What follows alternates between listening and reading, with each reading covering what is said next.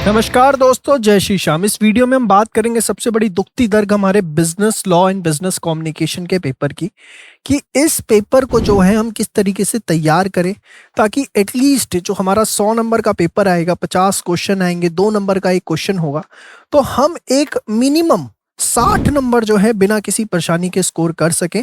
इस मुद्दे के ऊपर हम जो है अपनी बात रखने वाले हैं। देखिए, एक सबसे पहली चीज समझिए, लॉ का पेपर जो है ये आपके लिए सिर्फ तकलीफ पैदा नहीं कर रहा, ये हर बच्चे की तकलीफ होती है। तकलीफ क्यों होती है? कारण क्योंकि आप लॉ फर्स्ट टाइम पढ़ रहे हैं। धीरे धीरे आप वक्त के साथ हैबिचुअल होते चले जाते हैं, तो ये पेपर आपके लिए आसान हो जाता है।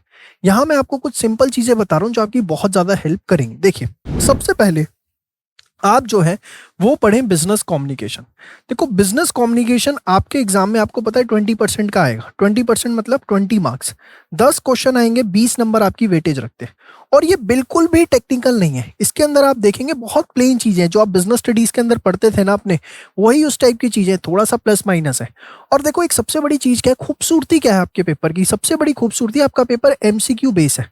आपको कोई डिस्क्रिप्टिव पूरे पूरे आंसर तो लिखने नहीं, आपकी कोई ग्रामर तो चेक कर नहीं रहा, आपकी कोई राइटिंग स्किल्स तो चेक कर नहीं रहा। अगर आपने सिर्फ और सिर्फ जो आपका बिजनेस कम्युनिकेशन का मॉड्यूल गिवन है आपको, जो उसके अंदर कंटेंट गिवन है, सिर्फ और सिर्फ आप उसको सही से 5 से 7 बार रीड कर लो। क्या करना है आपको? 5 से 7 बार उसको सिर्फ रीड करना है। तो होता क्या, देखो एमसीक्यू क्वेश्चन में हमेशा अगर कोई भी क्वेश्चन आता है उसके साथ 4 ऑप्शंस होते हैं। अगर आपने चीजों को रीड किया हुआ है ना, रीड किया हुआ है, तो आपको जैसे ही क्वेश्चन रिफ्लेक्ट होता है, उसके 4 ऑप्शन रिफ्लेक्ट होते हैं, आपको वो चीज क्लिक कर जाती है। तो सिर्फ और सिर्फ आपको ये बात ध्यान रखनी है कि मुझे अपने मॉड्यूल पे भरोसा रखना है और मॉड्यूल को मुझको रीड करना है। जितना मैं उसे रीड करता जाऊंगा उतना वो मेरे दिमाग की मेमोरी के अंदर जाकर के स्टोर होता जाएगा। मैं आपको एक बड़ा सिंपल सा एग्जांपल देता हूँ। आप सबको कोई ना कोई मंत्र, कोई ना कोई चालीसा पक्का आती होगी। क्यों आती है? अगर मैं आपसे पूछूं कि भाई मीनिंग बता दो, आपको नहीं पता होगा। लेकिन अगर मैं आपसे बोलूं सुना दो, तो अभी आप हनुमान चालीसा सुना दो, हो सकता है आप गायत्री मंत्र सुना दो, कुछ भी आप सुना सकते हो जो आपको याद होगा, कोई भी प्रेयर आप सुना सकते हो। लेकिन हो सकता है आपको एग्जैक्ट मीनिंग ना पता हो। कैसे याद हो गई भाई? क्योंकि आपने उसे सिर्फ बार बार पढ़ा। बार बार पढ़ने से क्या होता है कि वो चीज दिमाग के अंदर जाकर के स्टोर हो जाती है। तो आपने यही करना है। बिजनेस कम्युनिकेशन में मॉड्यूल को 5 से 7 बार रीड कर लीजिए। 5 से 7 बार रीड कर लेंगे तो आप मान के चलिए कि आराम से जो है 20 नंबर का ही आपका जो पोर्शन आएगा, आप यहाँ पर 16 से 18 नंबर लेके आ जाएंगे। कोई इसमें तकलीफ वाली बात नहीं है। तो हमें सबसे पहले क्या करना है, बिजनेस कम्युनिकेशन, और सिर्फ मॉड्यूल पे भरोसा करें। और साथ में जो है इसी के एमसीक्यू क्वेश्चन जो मॉड्यूल के अंदर आपको गिवन है उसके ऊपर भरोसा करें, क्योंकि कई बार वहां से स्ट्रेट अवे क्वेश्चंस आ जाते हैं। और सीएमए के अंदर अगर मैं बात करूं तो 50-60% क्वेश्चन स्ट्रेट अवे देखने को हमें वहां से मिल जाते हैं। तो वो क्वेश्चन आप बिल्कुल भी इग्नोर मत करिए। अब इसके बाद हम क्या करें सर? तो इसके बाद जो नेक्स्ट आपको उठाना है वो उठाना है अपना सेल्स ऑफ गुड्स एक्ट। बहुत ही सिंपल एक्ट है।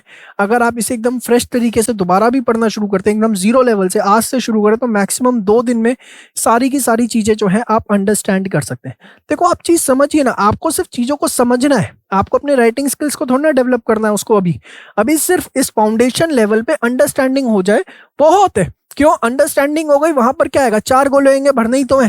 अंग्रेजी पढ़ी, 4 ऑप्शन पढ़े, अच्छा हाँ ये हो सकता है, टक टक टक टक, और बहुत सिंपल पेपर आता है। देखो, कोई केस स्टडी बेस्ड क्वेश्चन नहीं। अगर आप लेटेस्ट जो अपना टेस्ट पेपर रिलीज किया है अपने इंस्टीट्यूट ने, हम उसमें देखे जो 50 क्वेश्चन आए हैं, तो कोई भी उसके अंदर जो है मॉक टेस्ट के अंदर आप देखेंगे किसी भी तरीके का जो है केस स्टडी बेस्ड क्वेश्चन नहीं है। प्लेन क्वेश्चंस है, एकदम स्टेटमेंट बेस्ड क्वेश्चंस है। ये आपके लिए सबसे बड़ा प्लस पॉइंट है कि अगर आपने सिर्फ चीजों को अंडरस्टैंड कर लिया। अंडरस्टैंडिंग करने से होगा क्या कि आप वहां के क्वेश्चन देखेंगे, उसके ऑप्शन देखेंगे, तो आपको चीजें क्लिक कर जाएंगी अपने आप, और आप जो है आसानी से कर पाएंगे। और again sales of goods act की बात करूं तो 20 मार्क्स का आपके पास ये आना है। मतलब इसके भी जो है आपसे 10 क्वेश्चन जो है एग्जाम के अंदर पूछे जाएंगे। तो घबराने वाली बात इसके अंदर बिल्कुल भी नहीं है, ठीक है। और इसके अंदर एक टॉपिक आता है आपका अनपेड सेलर का, वो बहुत अच्छे से करके जाइएगा, क्योंकि हो सकता है कि अनपेड सेलर से ही आपके जो है 4 से 5 क्वेश्चन ड्राफ्ट कर दिए जाए। ये सबसे इंपॉर्टेंट टॉपिक जो है आपका होता है। इसके बाद अगर मैं बात करूं सर तीसरी चीज हमें क्या करनी चाहिए, तो तीसरी चीज आप करें इंट्रोडक्शन। इंट्रोडक्शन वाला जो पार्ट है अगर हम देखें तो वो भी अपना जो है एग्जाम के अंदर 10% मतलब 10% की की बात करूं तो 10 मार्क्स की वेटेज रखता है। 5 क्वेश्चन जो है अपने यहाँ से आएंगे और बहुत ही सिंपल पार्ट है, इसके अंदर कुछ ऐसा टेक्निकल नहीं है। तो अभी आपने इंडियन कॉन्ट्रैक्ट एक्ट को हाथ नहीं लगाया, नेगोशिएबल को हाथ नहीं लगाया, तब आपका 50% हो गया।